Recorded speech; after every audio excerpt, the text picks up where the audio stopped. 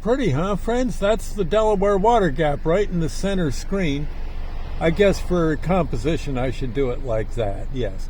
Pretty clouds above, of course, all sorts of woods and fields below. I would think we're probably about 6 or 7 miles from the water gap at this point. I would think, something like that. Hope, New Jersey is about a mile or two away. And there you are. But you know, I remember, I was just thinking as I pulled into this spot, I always like to just take a look at the water gap. And I know where it all began. My granddad had a log cabin at Lake Lenape, New Jersey. And that's probably about 10, 15 miles east of here.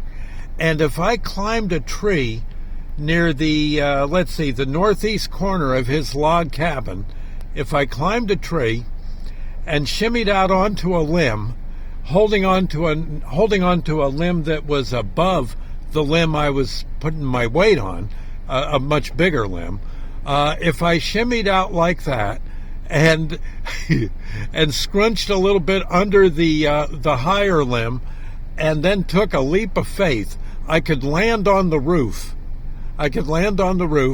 And then what I could do is I could crawl up to the other side of the roof, the peak, and look out and see this very same site, only from further away.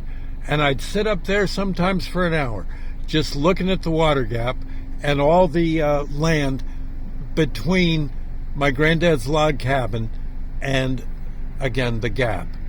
And always thought it was pretty cool. Of course, then I always had the problem, now how do I get down?